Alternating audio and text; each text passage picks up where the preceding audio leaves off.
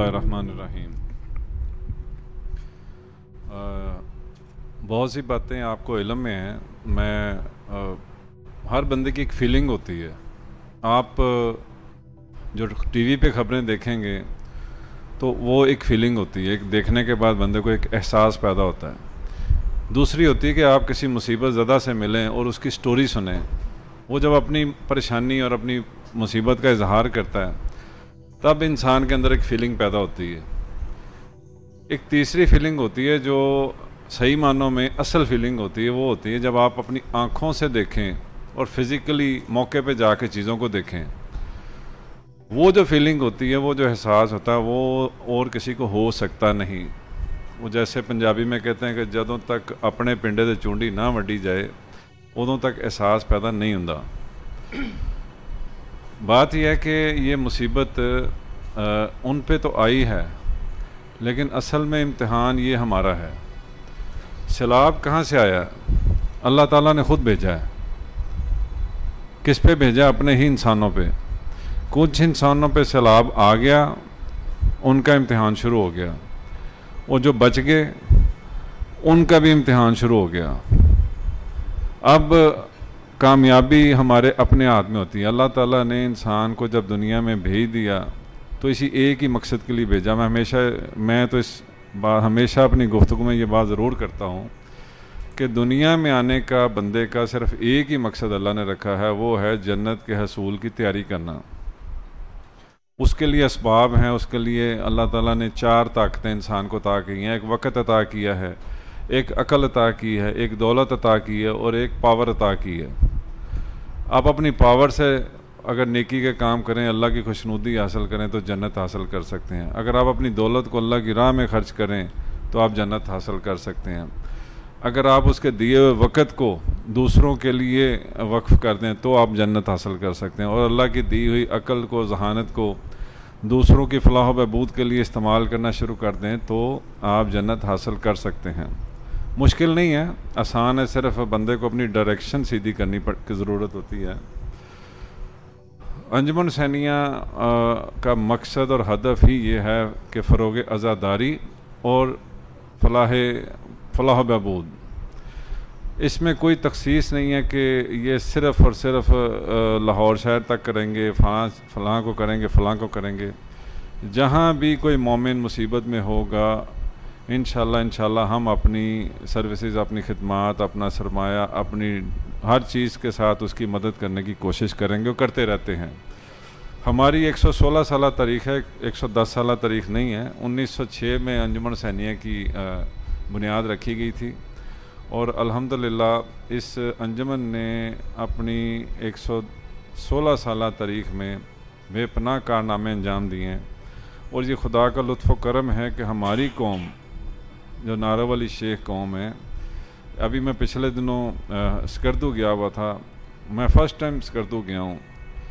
मुझे कोई नहीं जानता था, लेकिन मैं बाखुदा ये कहता हूँ कि वहाँ पे लोगों को पता चला, यानी एक बंदे को पता चला, वहाँ पे वो मूसवी फैमिली रहते हैं। मैं उनसे मिला, रज़ी मूसवी साहब बीमार थे, उनकी इयादत के लिए गया तो वो बात फैली और बहुत से लोगों ने मुझसे मिले और बहुत से वहाँ के जो जामिया मस्जिद के हसन जाफरी साहब हैं उन्होंने मुझे चाय पे बुलाया और मीटिंग की।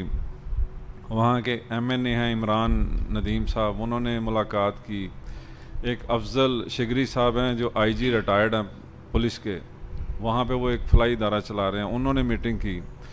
और उनके पास इतना गायबाना हमारा तारुफ था कि उन्होंने कहा कि जी 50 कनाल ज़मीन हम अंजुमन हुसैनिया को देते हैं, आप यहाँ पे ये जो आपका यूनिवर्सिटी का या हॉस्पिटल का या कोई भी प्रोजेक्ट जो आपका, आप जो मैंने डिस्कशन की घंटा 1.5 घंटा, तो उन्होंने मौके पे 50 कनाल ज़मीन का हमें ऑफ़र कर दी कि ये आप लें और ये प्रोजेक्ट बनाएं।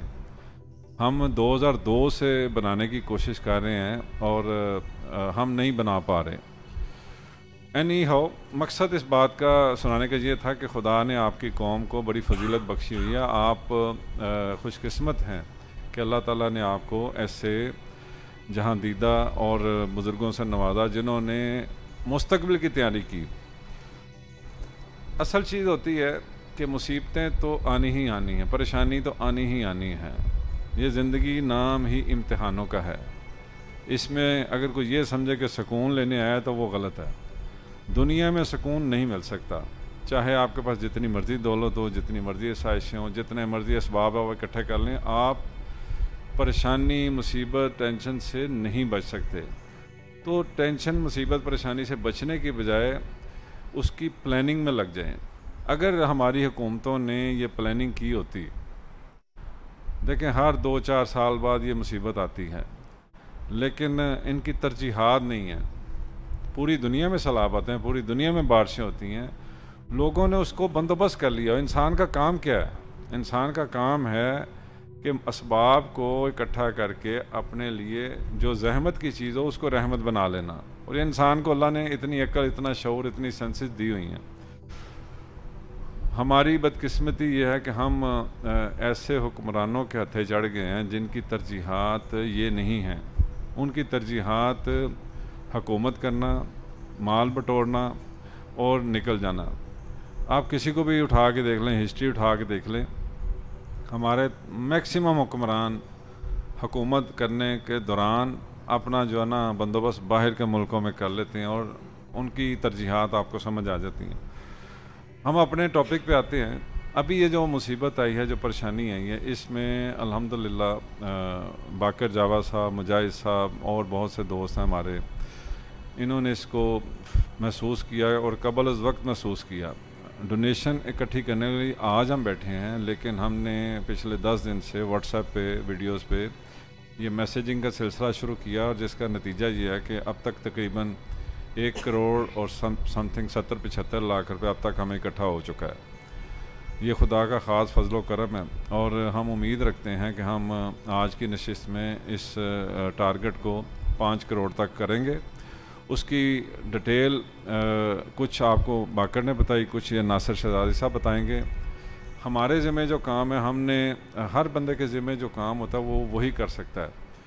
ہم نے اپنی قوم میں یہ میسیج دیا تھا کہ جو لوگ آگے بڑھ کے میدان عمل میں آ کے کام کرنا چاہتے ہیں وہ بھی رابطہ کر لیں، جو مال کے ذریعے کر سکتے ہیں وہ کر دیں، جو کسی اور طریقے سے کوئی آئیڈیا دے سکتے ہیں، جو سوچ دے سکتے ہیں وہ دے دیں. یعنی دامے درمے قدمے سکھنے، جو جس طرح سے اپنا حصہ ڈالنا چاہے وہ ڈالے.